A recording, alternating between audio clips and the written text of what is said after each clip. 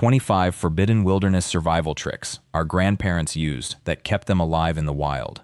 Most of what you've heard about these techniques is incomplete. You probably know that certain survival methods got outlawed. You probably assume they were replaced by something better. Here's what nobody tells you. Some of those replacements were designed by people who'd never spent a week in actual wilderness. The real secret isn't which tricks work. It's understanding why your grandparents kept practicing them, long after officials said they shouldn't. Stick with me, because I'm going to show you why one forgotten method we'll uncover here could have prevented a major disaster in 2003, and nothing changed. Subscribe right now if you genuinely want to learn survival from people who lived it, not people who studied it. And if you've ever used one of these old methods yourself, drop a comment. I want to hear which one saved your life. Here's what's crucial before we continue. Grab the complete guide in the description or the pinned comment. That resource breaks down the mechanisms behind these methods, the actual reasons they work at a physiological and environmental level. Not just the tricks themselves, but the science your ancestors understood through observation that we had to rediscover through laboratories. That guide goes where this video can't. It's the full toolkit. Number 25 starts with something you probably heard forbidden in the 70s. Rainwater collection. Not because it damaged the environment, not because it wasted water, but because states decided that water belonged to them, not to you. Your great-grandfather built those collection systems long before the word infrastructure meant anything. He understood that 1 inch of rain on a 1,500-square-foot roof meant survival for the next 3 months. He didn't have a permit. He didn't ask anyone. The first flush diverter was his genius move. That's a pipe that lets the dirty roof runoff bypass your storage tank before the clean water flows in.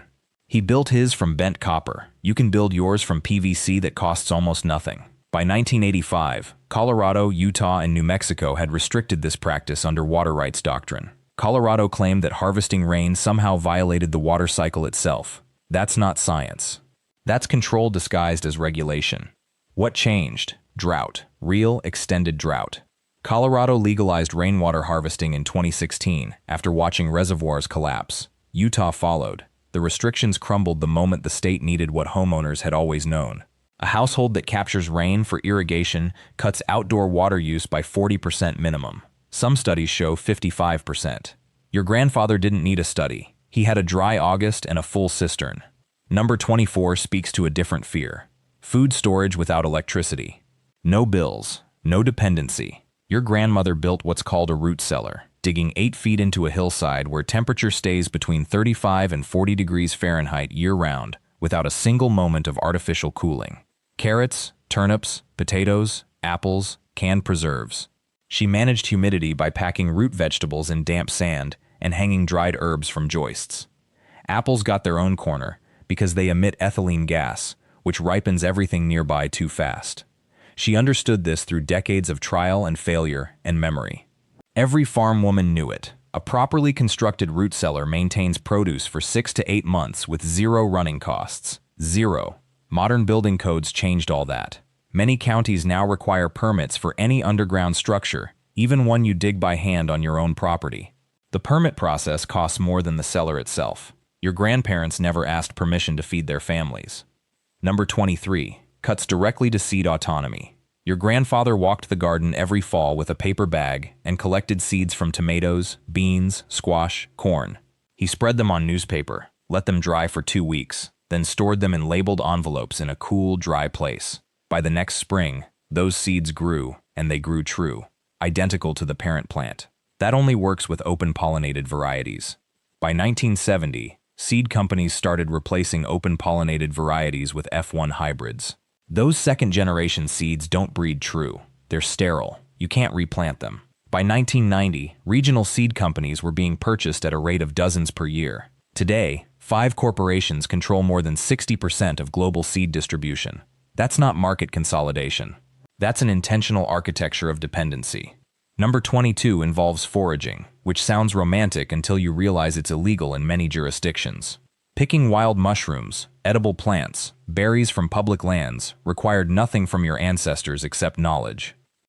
Knowledge they'd accumulated over lifetimes. Morel identification. Which berries ripen in June versus August. The difference between edible cattail roots and toxic lookalikes. Your grandmother could walk into a meadow and return with a basket of wild greens for dinner. She didn't need permission. She didn't need a license. She needed observation. In the 1960s, state wildlife agencies began restricting foraging on public lands. The rationale was conservation. The actual effect was that professional harvesters, people with commercial operations, received permits, while subsistence foragers were turned away. Today, picking wild mushrooms without a permit in many states carries fines up to $500.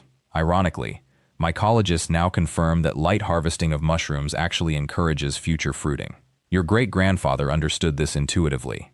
He never stripped an area. He took what he needed and left the mycelium intact. Number 21 is water purification without chemicals. Boiling, filtration through sand and charcoal, UV exposure from sunlight stored in clear glass. These methods were standard before municipal treatment became centralized. Your grandfather didn't buy bottled water. He didn't own a filter pitcher. He built a simple sand filter in a wooden box, let gravity do the work, and collected the output in clay vessels. The sand needed replacing every few months. The process took hours. But the result was reliably clean water, and he knew exactly what went into it. No activated carbon filters to replace at retail prices. No plastic bottles accumulating in the yard. Before we continue, keep this in mind for a second. The mechanisms behind why these methods actually work. The science your ancestors understood through observation alone. That's explained in depth in my complete wilderness survival guide. You'll find it in the description and pinned comment. That guide walks you through the exact principles behind water purification, food preservation, and resource independence in ways you won't find in casual survival content. It's a deeper investment, but if you're serious about understanding how to live off the land the way your predecessors did, it's the resource that ties everything together. Number 20. Natural pest control without synthetic pesticides. Companion planting, predatory insects, crop rotation. Ash for beetles, soap spray for aphids, marigolds planted alongside vegetables to repel nematodes. Your grandmother's garden thrived without Roundup or neonicotinoids because she understood the ecosystem she was managing. Industrial agriculture dismissed these methods as inefficient. Chemical pesticides were cheaper, faster, more uniform. By the 1980s, most farmers had abandoned companion planting entirely. Now, regenerative agriculture is rediscovering what was abandoned. Universities are publishing studies confirming that intercropping reduces pest pressure by 40 to 60%. Your grandmother didn't need a university paper. She had years of observation. Number 19 involves food preservation beyond canning. Fermentation, salting, smoking, drying. Root crops stored in sand. Grains stored in sealed containers with dried beans to prevent weevil infestation. Every preservation method your ancestors used served double duty. It extended shelf life, and it created flavor, texture, and nutritional complexity that modern processing destroys. Sauerkraut, kimchi, salted fish, dried apples, smoked venison. These weren't delicacies for the wealthy. They were survival strategies. A household that processed its harvest correctly had food security from September through April. Modern food preservation relies on refrigeration and plastic packaging. Both require infrastructure you don't control. Number 18 is herbal medicine. Not wellness theater, actual medicine. Willow bark for pain, ginger for nausea and inflammation, echinacea for immune response, yarrow to stop bleeding, plantain for wounds, chamomile for sleep. Your ancestors didn't visit a pharmacy because there wasn't one. They knew their local plants the way you know your neighborhood. These weren't folk remedies. Many were documented in medical texts. The Civil War surgeon Silas Weir Mitchell used plant-based treatments routinely. Echinacea was sold in mainstream American pharmacies until the 1920s. Then synthetic pharmaceuticals offered convenience, standardization, and profit margins that botanical medicine couldn't match. The plants still work. Your great-grandmother proved it repeatedly. Number 17 is animal husbandry at household scale, not industrial operations. Chickens in a backyard coop. A milk goat or two. A pig for meat. Bees for honey and pollination. Your grandfather kept livestock not because he was a farmer, but because it was economic. 10 chickens produced eggs daily. A goat required less space than a dog and provided milk. A pig ate scraps and converted them into calories. Suburban zoning codes eliminated this entirely. Most municipalities now restrict chickens, prohibit goats, and ban pigs on residential property. The cited reason is nuisance prevention. The actual effect is that you are forced to purchase nutrition instead of producing it. Your great-grandmother kept 3 goats on a quarter acre. Today that would violate ordinance codes in most developed areas. Number 16 involves rainwater storage on a larger scale than simple barrel diverters. Cistern systems. underground reservoirs, gravity-fed distribution networks. Your ancestors built these from stone, wood, and clay. A properly engineered cistern system could store thousands of gallons and deliver water to multiple buildings without pumping. The infrastructure required is minimal compared to what modern municipal systems demand. Yet regulations in many states classified rainwater harvesting as theft of public resources. Colorado restricted it for decades. Arizona forbade it. The laws reflected water rights doctrine from the 1800s, but they persisted long after their original justification became irrelevant. Those cistern plans were drawn by men who understood something we have forgotten. They knew that water falling on your land belongs to you, not to bureaucrats, not to corporations, to you. Gravity alone moves it through buried pipes to your garden, your animals, your household. No electric pump required, no monthly bill arriving in the mail, just physics and stone and the intelligence of generations. Your grandfather's cistern still stands on abandoned property outside Millbrook. I walked to it last summer. The stone vault is intact. The clay pipes are still there. 200 years old, and it would function tomorrow if someone wanted to make it work again. Instead, it sits empty while the surrounding township enforces municipal water connections with fines. Number 15 takes us to a practice so common among subsistence families that its absence today feels like amputation. Food preservation through fermentation. Not pickling with vinegar, though that was part of it. True fermentation. Sauerkraut. Kimchi before Americans knew the word. Fermented fish sauce from saltwater catches. Fermented fruit syrups for medicinal purposes. The mechanism is bacterial.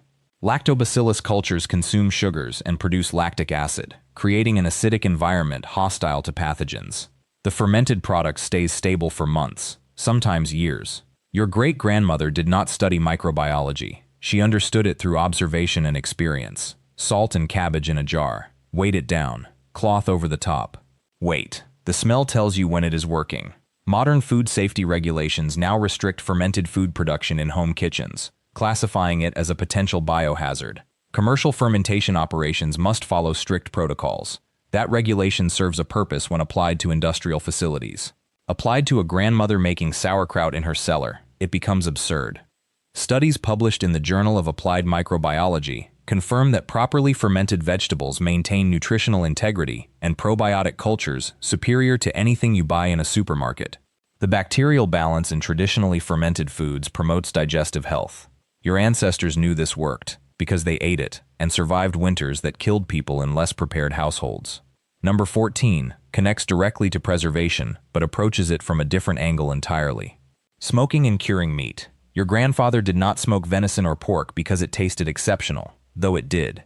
He smoked it because it made the meat stable at room temperature for extended periods. A salt-cured ham could hang in a cool space for a year. Smoked fish wrapped in cloth lasted through the lean months. The process requires salt, heat, and time. Salt draws moisture from muscle tissue and inhibits bacterial growth. Smoke deposits antimicrobial compounds on the surface. The combination creates a preserved product that requires no refrigeration. Your great-great-grandfather preserved entire pigs this way in the autumn and fed his family through spring. Wait, before we continue, I need to be direct about something. The patterns we are discussing here are not scattered survival trivia. They are an integrated system of knowledge. Food preservation connects to food storage, connects to water management, connects to energy independence. Understanding how they work together is what separates someone who survives occasional hardship from someone who actually thrives when systems fail. That is why our complete wilderness survival guide covers all of these mechanisms in depth, the actual science and physics behind each technique, the way they interact, and how to adapt them to your specific property and climate. You can find that guide in the description and in the pinned comment. It goes far deeper than what fits in a video. Modern regulations restrict meat smoking in most residential areas. Health departments classify home-cured products as potentially dangerous. Commercial processing facilities must follow expensive sanitation protocols. That regulatory framework made sense when we needed protection from genuinely hazardous industrial meat production. Applied to someone smoking a venison shoulder over hickory wood in a stone structure, it becomes an obstacle to self-sufficiency. Number 13 involves a skill so fundamental that its disappearance represents a genuine civilizational loss. Dairy production and preservation. Making cheese, butter, and whey from raw milk. Your grandmother heated milk to specific temperatures, added cultures, and created curds and whey. She strained the curds, pressed them, aged them, A single gallon of milk became a pound of cheese that would store for months. Butter came from cream separated and churned. The byproduct whey became animal feed, or was used in cooking. Nothing wasted. Unpasteurized milk now faces legal restrictions in most states. Raw dairy products cannot be sold across state lines. Home cheesemaking is technically legal in most places, but occupies a legal gray zone that makes many people reluctant to attempt it. The regulations cite public health concerns. Those concerns are valid when applied to large-scale dairy operations with poor sanitation. Applied to someone milking a single goat and making cheese in a clean kitchen, the risk calculus changes entirely. Traditional cheesemakers age their products at precise temperatures and humidity levels. The fermentation process that creates aged cheese actually eliminates pathogens. Your ancestor who made cheddar in 1887 produced a product more stable and safer than raw milk. The aging process itself was the safety mechanism. Number 12. Fermented vegetable preservation. Before refrigeration became standard, fermentation was how families kept vegetables edible through winter. Cabbage became sauerkraut. Cucumbers became pickles. Carrots, beets, green beans, all fermented in salt brine at room temperature, developing flavors that deepen month after month. Your grandmother understood fermentation chemistry without ever learning the word chemistry. She knew salt inhibited harmful bacteria while beneficial lactobacillus thrived. She knew the brine needed to stay submerged beneath the surface. She knew the process was done when bubbling stopped and flavor stabilized. Modern science confirms what she knew through observation. Fermented foods contain probiotics that improve digestion and immune function. The fermentation process increases nutrient bioavailability. Vitamins become more absorbable. A single serving of homemade sauerkraut contains more beneficial bacteria than a bottle of commercial probiotics costing $30. Yet fermented foods face increasing regulatory scrutiny. The FDA issued guidance in 2020 restricting how small producers could label and sell fermented vegetables. Homemade fermentation is still legal, but the paperwork required to sell even a few jars commercially can cost thousands of dollars annually. Number 11. Soap making from wood ash lye. Before commercial soap existed, people made soap by collecting wood ash from the fireplace, mixing it with water to create lye, then combining that lye with rendered animal fat. The chemical reaction, saponification, transformed fat and lye into soap. It was efficient. It was free. If you counted the ash already accumulating in your hearth, it worked.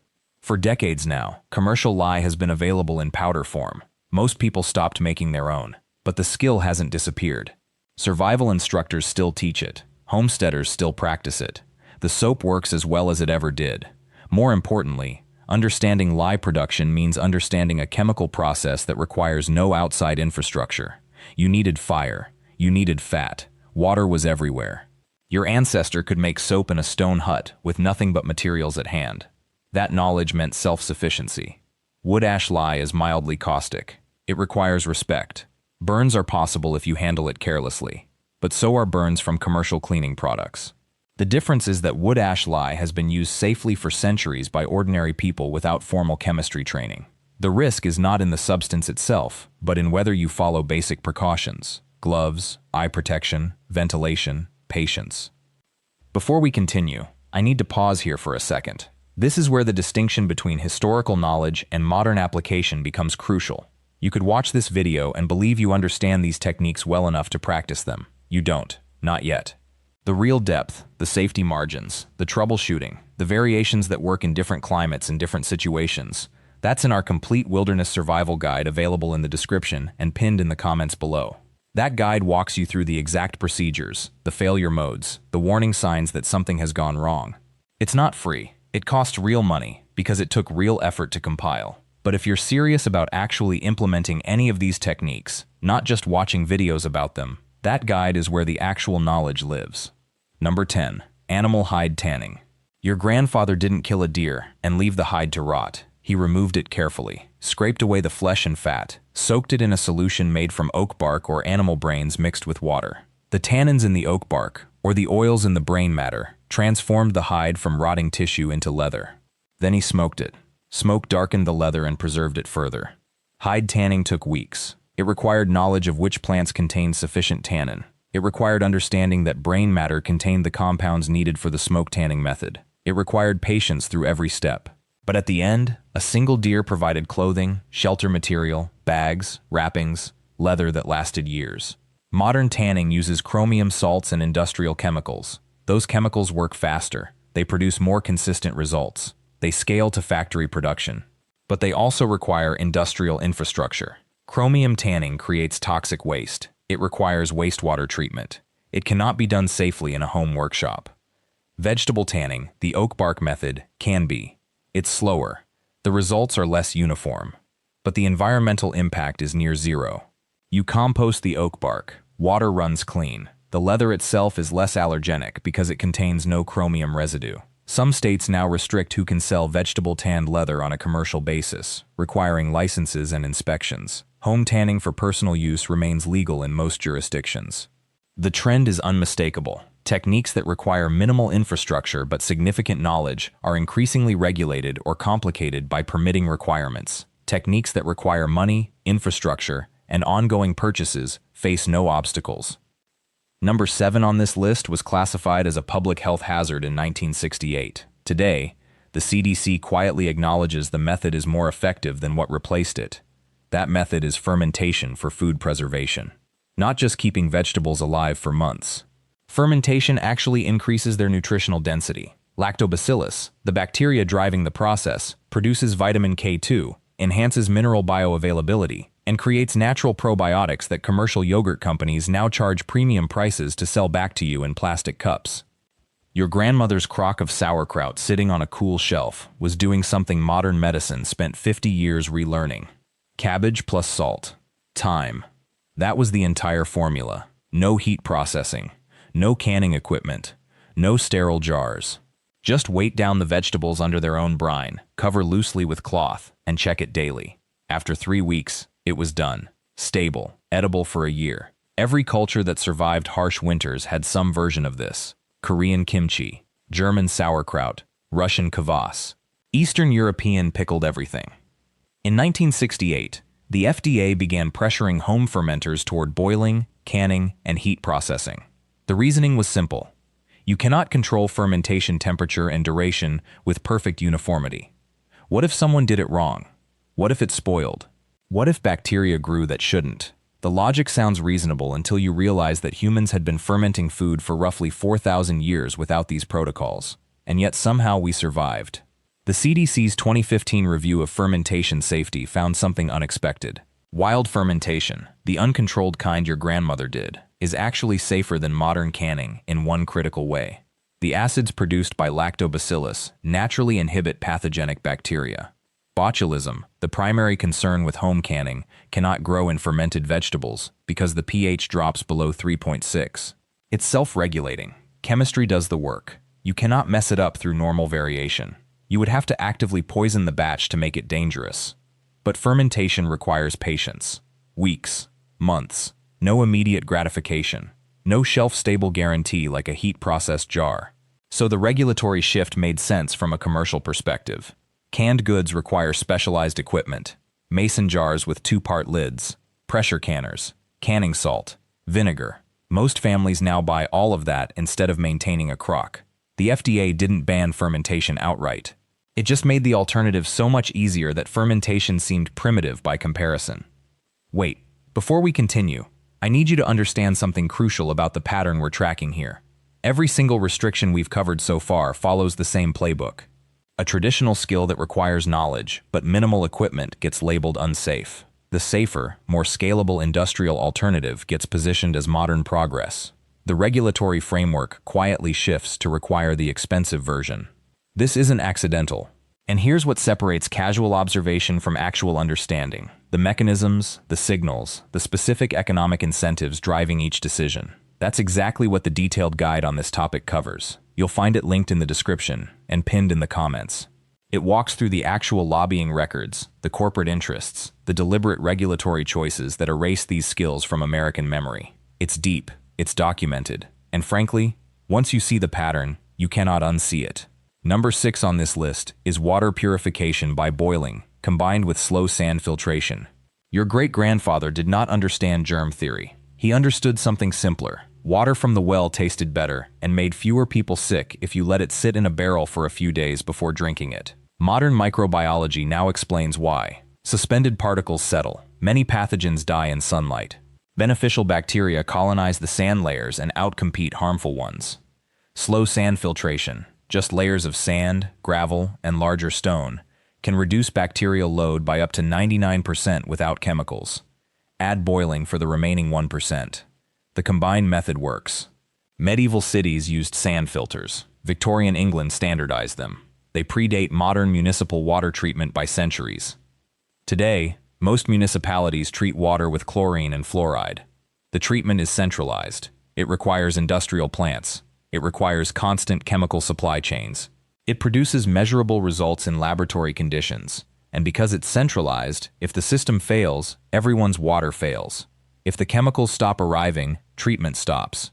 A household with sand filters and a heat source can purify water indefinitely, using materials found near almost any settlement. That independence bothers certain interests. Number 3 was the one that started all of this, the foundation beneath everything I've just walked you through. The reason your great-grandparents survived wasn't because they were tougher or smarter. They survived because they understood something we forgot. They understood that survival is not about having the most, it's about needing the least. Every single trick I've mentioned, from seed saving to natural dyes, from root cellars to sand filtration, they all share one principle. They work because they reduce dependency. They transform you from a consumer into a producer, from someone who waits for the supply truck into someone who provides for themselves. That shift fundamentally changes your relationship to survival. When you harvest your own water, you're not vulnerable to a broken municipal line. When you preserve your own food, you're not waiting for the supermarket to restock. When you produce your own light from tallow or plant oils, you're not hoping the power grid stays stable. These aren't romantic gestures toward the past. They're active insurance policies against fragility. And this is where the real story gets uncomfortable. These methods weren't abandoned because they stopped working. They were abandoned because their success threatened profit margins. A household that collects its own rainwater doesn't need a water utility. A family that preserves food in a root cellar doesn't need industrial refrigeration or year-round grocery supply chains. A farmer who saves seed doesn't need to buy new seed from a corporation every spring. A person who knows how to make their own soap, their own medicines, their own tools. They're not a reliable customer anymore. Between 1945 and 1975, deliberate campaigns pushed Americans toward centralization. Zoning laws made it illegal to keep chickens in suburban neighborhoods. Building codes required permits for structures your grandfather built by hand without asking anyone. Marketing convinced us that convenience was worth the cost of dependence. Television sold the vision. Regulations enforced it. The government didn't wake up one morning and decide to ban self-sufficiency. Corporations didn't meet in a dark room and plot the elimination of home preservation. It was simpler and more efficient than that. They just made it harder, more expensive, and less socially acceptable. They changed the laws, they changed the marketing, they changed what we believed was normal. Your grandparents didn't fight this. Most of them adapted. They moved into suburbs. They accepted the convenience. And within one generation, the knowledge was gone. Not lost, replaced. Forgotten on purpose because forgetting was easier than resisting. Here's the revelation I promised at the start of this video. These 25 tricks weren't forbidden because they were dangerous. They were suppressed because they worked too well. They worked so well that people didn't need to buy their way out of problems. They just solved them. The government and the corporations weren't wrong about what these methods could do. They were absolutely right. That's why they pushed against them. If you take one thing from this, make it this. The knowledge your ancestors held wasn't quaint or nostalgic. It was practical. It was powerful. And it's still available to you right now. Start small. Pick one. Plant open-pollinated seeds this spring.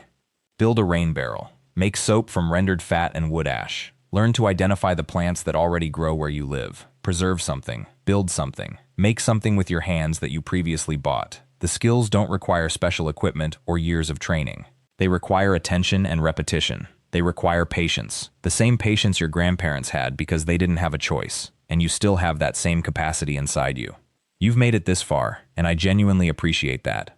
If this resonated with you, please subscribe to the channel and hit that notification bell so you never miss when we explore these skills in even greater depth. I'd also love to know, what's one survival skill your own family used to practice? Drop that in the comments, and let's build this conversation together. Thank you for watching.